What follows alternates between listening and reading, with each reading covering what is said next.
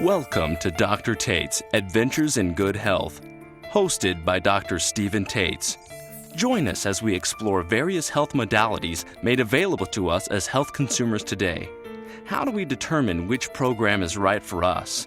Diet, exercise, vitamins, herbs, acupuncture, massage therapy, and meditation are all possibilities to help create a better balance in our lives.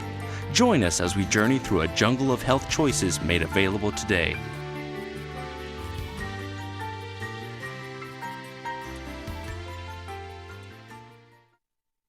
Join Dr. Tates and Doc's Herbal Corner as we explore the myths and truths of the herbal kingdom.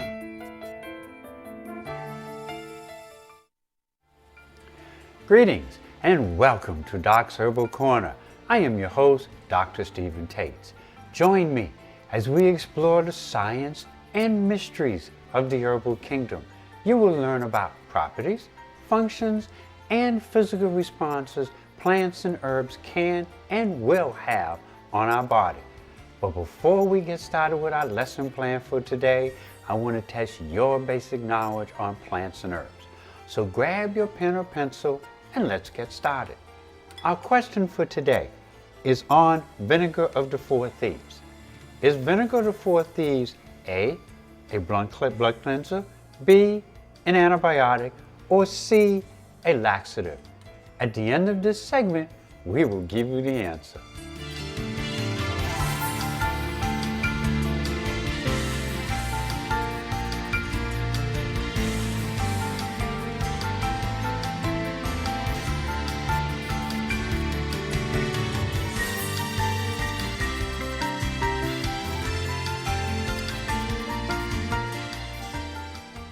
Today's lesson is on Vinegar of the Four Thieves, one of my personal favorites. But before I explain to you what Vinegar of the Four Thieves is good for, I wanted to give you a little bit of a history of Vinegar of the Four Thieves. Vinegar of the Four Thieves is a name of an herbal formula that goes back at least to the mid-1400s. What you want to do is picture a period in time where disease, famine, plagues was predominant. People were dying by the millions. Today they would call it a pandemic. They just called it simply death. Millions and millions of people across Europe died. The average lifespan was like 18, 19 years of age. Diseases were very common. And what would happen is that a plague would start in one area of the country and then rapidly spread throughout that country. So from like 900 AD to about the 1600s, diseases, plagues, and wars were very common. Now, I want to take you to a period around mid-1400s in and around Paris, France. Now, think about the worst condition you can imagine. We're talking about a condition so bad that if I picked up these glasses and I was ill with a disease and put them back down, and you came 3 weeks later and grabbed these same glasses, you would get ill with the same disease that I had. That's how much this would travel from one person to another. It would travel not just from person to person, but from solid object to a person. So we're talking about one of the worst conditions. Now, during this time, whole cities were quarantined. And with a quarantine, most of the property, your gold, jewelry, diamonds, property, were generally left with the people who were ill because people didn't want to get sick. When the quarantine was lifted, what ended up happening is that they would go back into this quarantine area and they were amazed.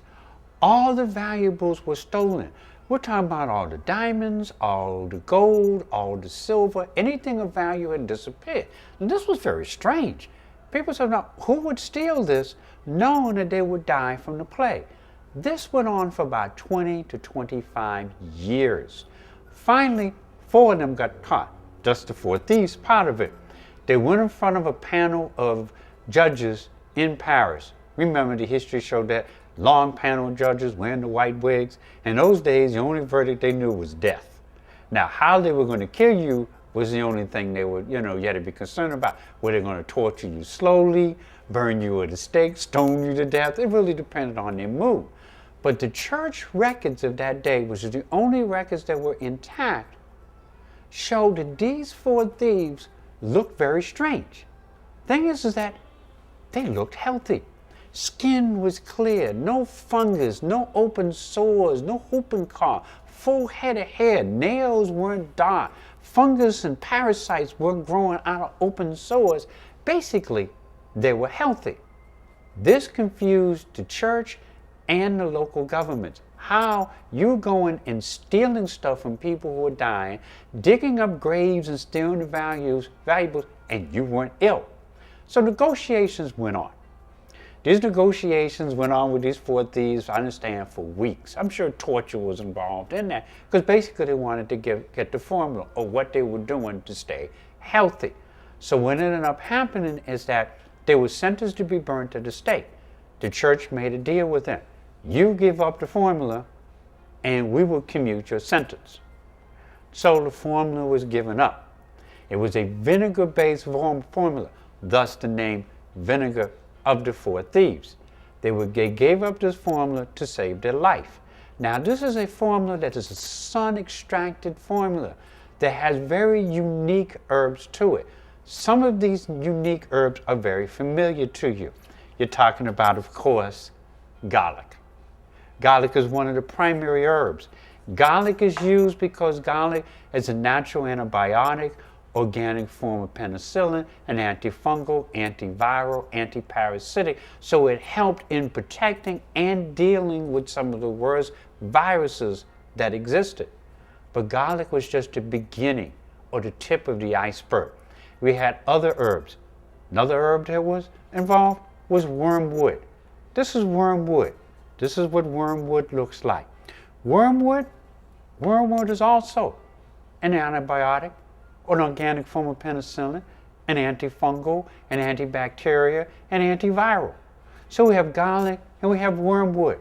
But then there was another ingredient. The another ingredient was lavender. Yes, lavender. Same lavender that you would use in your bath oils and in scents and in aromatherapy. Now, why lavender? Well, lavender, like wormwood and garlic, guess what? That's right. It's a natural antibiotic, organic form of penicillin, an antiparasitic, an antifungal, an antiseptic. So now we have garlic, we have wormwood, we have lavender. Now what is our next herb? Guess what? Our next herb is rosemary. Yes, rosemary. Same herb you would use in scents. This is rosemary. Now, what are the properties of rosemary? Guess what? Rosemary is, that's right, an antibiotic, an organic form of penicillin, an antifungal, an antiviral, an antiseptic. See where I'm going with this theme? We also have peppermint. We have rue.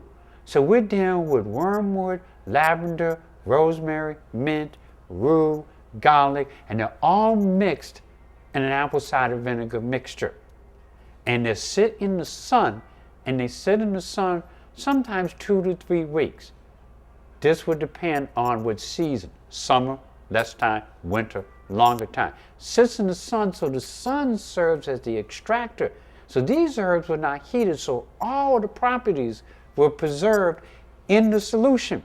Then after all these herbs was mixed for an extended period of time, then they're drained out and garlic is added. Garlic is the last mixture to draw out all the properties of the garlic into the solution, which is apple cider vinegar.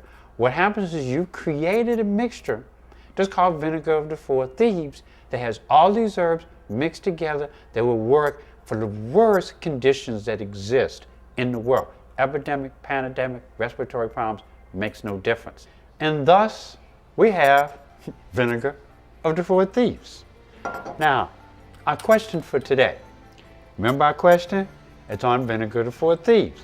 Is Vinegar of the 4 Thieves A blood cleanser, B, an antibiotic, or C, a laxative? If you put B, an antibiotic, congratulations, you were correct. And oh, by the way, those 4 thieves, they weren't burnt at the stake, they were hung. Now, I want to thank you for joining us at Doc's Herbal Corner. Stay tuned. We'll be right back.